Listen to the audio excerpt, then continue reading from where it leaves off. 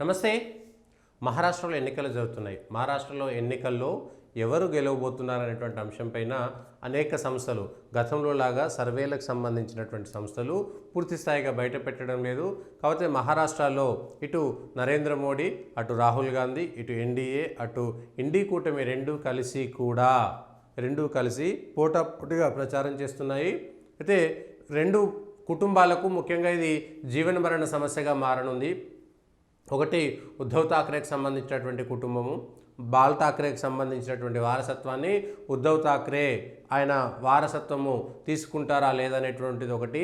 శరద్ పవార్కు సంబంధించినటువంటి ఎన్సీపీ అది ఆయన వారసత్వంతో ఉంటుందా, లేదంటే ఇటు అజిత్ పవారు అటు ఏక్నాథ్ షిండే ఆ రెండు పార్టీలను కొల్లగొడతారా, ఎవరికి ఎన్ని సీట్లు వస్తాయి, ఏం జరగబోతుంది, భవిష్యత్తు ఏంటి, ఆ రెండు పార్టీలకు సంబంధించి ఆ రెండు కుటుంబాలకు సంబంధించినటువంటి అంశం. ఇక రాహుల్ గాంధీకి బీజేపీకి కూడా, రాహుల్ గాంధీకి కూడా నిజంగా కాంగ్రెస్కు ఈ ఎన్నికలు జీవనమరణ సమస్య కిందనే లెక్క. వరుసగా మూడోసారి కేంద్రంలో అధికారం కోల్పోయి మొన్నటి ఎన్నికల్లో 99 స్థానాలు ఆ ప్రతిపక్ష హోదా దక్కడంతో ఇక భారతదేశంలో మళ్ళీ తిరిగి కాంగ్రెస్ పుంజుకుంది, బీజేపీ పైన తీవ్ర వ్యతిరేకత ఉంది, నరేంద్ర మోడీ పైన వ్యతిరేకత ఉంది అనేటువంటి ఒక ప్రచారం సాగినటువంటి నేపథ్యంలో హర్యానా ఎన్నికల్లో కాంగ్రెస్కు చాలా పెద్ద దెబ్బ కొట్టాయి. హర్యానా ఎన్నికల ఫలితాలు కాంగ్రెస్కు తీవ్ర నిరాశనే మిగిల్చాయి. ఇప్పుడు హర్యానాలో కోల్పోయినటువంటి లేదంటే ఆ ఫలితాల యొక్క ప్రభావం మహారాష్ట్రలో లేదని నిరూపించుకోవడానికి రాహుల్ గాంధీ ప్రభావం ఉంటుంది. రాహుల్ గాంధీని మోడీని ప్యారలల్గా చూడట్లేదు, ఆల్టర్నేట్గా మోడీకి ఆల్టర్నేట్గా ఇవాళ రాహుల్ గాంధీ ఉంటున్నాడు అనేటువంటి విషయం దేశ ప్రజలకు చెప్పాలంటే, ఆయన నాయకత్వాన్ని మరొకసారి చూపెట్టుకోవాలంటే అది మహారాష్ట్ర మిగిలింది, జార్ఖండ్ మిగిలింది. మహారాష్ట్ర పెద్ద రాష్ట్రము, 288 స్థానాలు ఉన్నాయి. అక్కడ కాంగ్రెస్ పార్టీ చీలికలు అంటే బీజేపీ రెండు పార్టీలను చీల్చింది, ఎన్సీపీని శివసేన చీల్చి తన అధికారంలోకి వచ్చిందనేటువంటి మాట.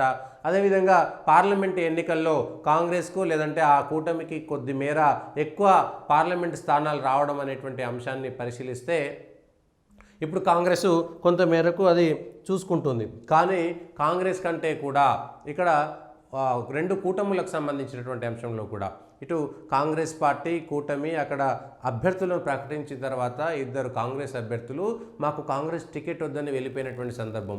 శివసేన ఉద్ధవ్ ఠాక్రే శివసేన నుంచి కూడా మేము ఎట్లా ఓడిపోయేటువంటి స్థానంలో ఎందుకు అని చెప్పేసి చివరి క్షణంలో అక్కడ నాకు టికెట్ వద్దని నిరాకరించేటువంటి పరిస్థితి అక్కడ కనబడుతున్నది. నిజానికి పార్లమెంట్ ఎన్నికల్లో కొంత భారతీయ జనతా పార్టీ లేదంటే శివసేనకు సంబంధించినటువంటి ఏక్నాథ్ షిండే ఖచ్చితంగా మేమే గెలుస్తామనేటువంటి ఒక ధీమాతోటి వెళ్ళడమా, ఇంకొక కారణము, అదేవిధంగా ఖచ్చితంగా ఉద్ధవ్ ఠాక్రే వాళ్ళంతా ఓడిపోబోతున్నారు, ఎట్లాగో భారతీయ జనతా పార్టీ అధికారంలోకి వస్తుంది, మోడీ చరిష్మా హవాలో మేమంతా కొట్టేసుకుంటామనేటువంటి దాంతో ఆ మూడు పార్టీల మధ్యన సమన్వయం కూడా కుదరలేదు. కానీ ఈసారి తేరుకున్నటువంటి ఎన్డీఏ మూడు పార్టీల మధ్య పూర్తి స్థాయిగా సమన్వయాన్ని సాధించేటువంటి ప్రయత్నం చేసి విజయం కూడా పొందారు. అందులో భారతీయ జనతా పార్టీ ఈసారి ఒక పెద్ద గేమ్ కూడా ప్లే చేసిందనేటువంటి విషయాన్ని మనం అర్థం చేసుకోవచ్చు. ఒకటి, భారతీయ జనతా పార్టీకి సంబంధించినటువంటి అభ్యర్థులు ఇటు శివసేనలోను ఏక్నాథ్ షిండే శివసేనలోను, అజిత్ పవార్కు సంబంధించినటువంటి ఎన్సీపీలో కూడా 30 మంది అభ్యర్థులు ఆ రెండు పార్టీల తరఫున భారతీయ జనతా పార్టీకి సంబంధించినటువంటి నాయకులు పోటీ చేస్తున్నారు.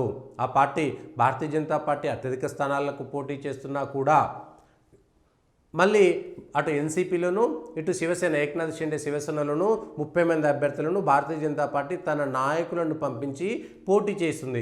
మూడు పార్టీల మధ్యన అంత మేరకు సమన్వయం వచ్చింది. అయితే ఇది బీజేపీ ఎత్తుగడగా లేదంటే శివసేనకు ఇటు ఎన్సీపీ అజిత్ పవార్ ఎన్సీపీకి అభ్యర్థులు బలమైనటువంటి అభ్యర్థులు ఎట్టి పరిస్థితుల్లోనూ అధికారంలోకి రావాలి అనేటువంటి దాంతో ఉన్నటువంటి నేపథ్యంలో ఖచ్చితంగా వాళ్ళు ఆ పార్టీలోకి వెళ్ళినా భారతీయ జనతా పార్టీకి సంబంధించినటువంటి నాయకులను కూడా అందులో పంపించి పోటీ చేయించేటువంటిది.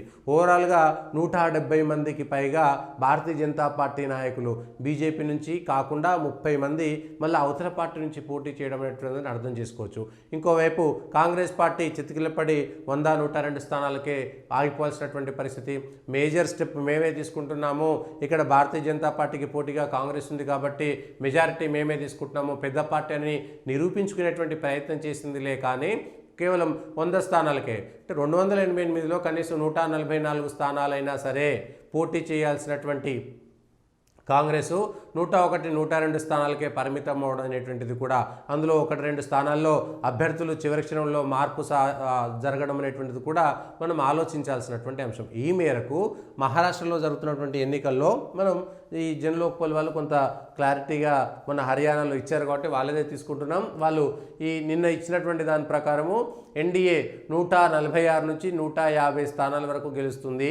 ఇండి కూటమి 124 నుంచి 128 వరకు గెలిచేటువంటి అవకాశం ఉందనేది వీళ్ళు చెప్తుంది. ఇతరులు 9 నుంచి 14, రాజ్ ఠాకరే పోటీ చేస్తున్నారు. అక్కడ కూడా బీజేపీ కొంత వాళ్ళకు మద్దతు ఇవ్వడము, రాజ్ ఠాకరేకి సంబంధించినటువంటి అభిమానులు కూడా ఎన్డీఏకు మద్దతు ఇవ్వడం అనేటిది కూడా మనం చూస్తున్నాం. సో దీంతో పూర్తి స్థాయిగా ఒకవేళ శివసేనకు సంబంధించినటువంటి కుటుంబము, ఎన్సీపీకి సంబంధించినటువంటి కుటుంబము, మరాఠాలు ఎవరైపు ఉంటారు, మరాఠాలు ఎవరు, మరాఠాలు కానటువంటి వాళ్ళు ఎవరు, వీరెవరికి మద్దతు ఇస్తారు, వాళ్ళెవరికి మద్దతు ఇస్తారు, అదేవిధంగా ముస్లింలు, మైనార్టీలు, మెజారిటీలు, హిందువులు, ఛత్రపతి శివాజీ, అదేవిధంగా ఔరంగజేబ్ వారసులు, ఈ చర్చ అంతా కూడా ఇప్పుడు మహారాష్ట్రలో సాగుతున్నటువంటి నేపథ్యంలో ఇప్పటికిప్పుడైతే ఈ రోజు ఉన్నటువంటి పరిస్థితిని బట్టితే మహారాష్ట్రలో మరొక్కసారి కాంగ్రెస్ పార్టీ కంగు తినక తప్పని పరిస్థితి కనబడుతున్నది. భవిష్యత్తుకు బంగారు బాటలు వేసుకుందామన్నటువంటి రాహుల్ గాంధీకి కొంత ఖేదమే ఇక్కడ మనకు కనబడుతున్నది. మరోవైపు ఇక్కడ ఎన్డీఏ కూటమి అధికారంలోకి వచ్చేటువంటి అవకాశం స్పష్టంగా కనబడుతుంది. ఆ తర్వాత ఏక్నాథ్ షిండే ముఖ్యమంత్రిగా ఉంటారా, ఉండరా, దేవేంద్ర ఫడ్నవీస్ అవుతారా, లేకపోతే బీజేపీ నుంచి అవుతారా, అవరా, ఇది రెండవ అంశం. కానీ అక్కడ ఖచ్చితంగా ఎన్డీఏ అధికారంలోకి వస్తుంది. ఎన్డీఏ అధికారంలోకి వచ్చినా కూడా మొన్న కూడా మెజారిటీ సీట్లు బీజేపీవి అయినా సరే అక్కడ తక్కువ పడ్డటువంటి సీట్లు ఇటు ఎన్సీపీ, అజిత్ పవార్ ఎన్సీపీ నుంచి చీల్చుగా తీసుకొచ్చాడు. అదేవిధంగా శివసేన నుంచి ఏక్నాథ్ షిండే తీసుకువచ్చారు. కాబట్టి ఇప్పుడు ఆ రెండు పార్టీలు మనగడ సాధించారు. ఇటు ఉద్ధవ్ ఠాక్రేను, శరద్ పవార్, ఇప్పటికే శరద్ పవార్ రాజకీయంగా తాను పూర్తి స్థాయిగా రిటైర్మెంట్కి వెళ్ళేటువంటి అవకాశం ఉంది అనేటువంటి మాట బారామతిలో చెప్పారు. కాబట్టి ఈ ఎన్నికల ఫలితాల తర్వాత ఎన్సీపీకి సంబంధించినటువంటి పవార్కు సంబంధించినటువంటి ఫ్యామిలీ ఏ విధంగా ఉండబోతుంది, శరద్ పవార్ కనుక పూర్తి స్థాయిగా రాజకీయాలకు దూరంగా ఉంటే సుప్రియా సీలే ఆమె నెగ్గుకు వస్తారా ఎన్సీపీ, ఒకవేళ ఇప్పుడు ఎన్సీపీకి వచ్చేటువంటి స్థానాలు ఏ విధంగా ఉంటాయి, ఒకవేళ గెలిచినా ఎంతమంది ఆ పార్టీలో ఉంటారు, ఎంతమంది ఇటువైపు వెళ్ళేటువంటి అవకాశం ఉంది, ఇవన్నీ కూడా ఆ రెండు పార్టీల యొక్క కుటుంబాలను, ఆ పార్టీల యొక్క భవిష్యత్తుకు ఈ ఎన్నికల ఫలితాలు ముడిపడి ఉన్నాయి.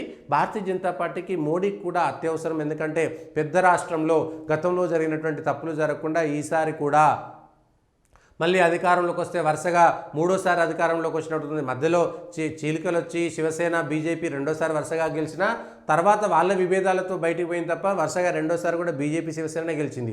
ఈసారి గెలిస్తే కూడా వరుసగా మూడోసారి గెలిచి హ్యాట్రిక్ రావడం అనేటువంటిదే ఇక్కడ మనం చెప్పుకోవాల్సినటువంటి అంశం. వరుసగా మూడోసారి గెలిచి హ్యాట్రిక్ వస్తే మహారాష్ట్ర లాంటి పెద్ద రాష్ట్రంలో కూడా తన ప్రభావాన్ని పెంచుకోవడము, అదేవిధంగా వచ్చేటువంటి ఎన్నికలకు, జమిలీ ఎన్నికలకు, లేదంటే బీజేపీ ప్రవేశపెట్టేటువంటి అనేకమైనటువంటి కొత్త బిల్లులకు కూడా ఈ మహారాష్ట్రకు సంబంధించినటువంటి ఎన్నికలు ఫలితాలు ప్రజలు మద్దతు తెలిపినట్టుగా ఉండొచ్చు.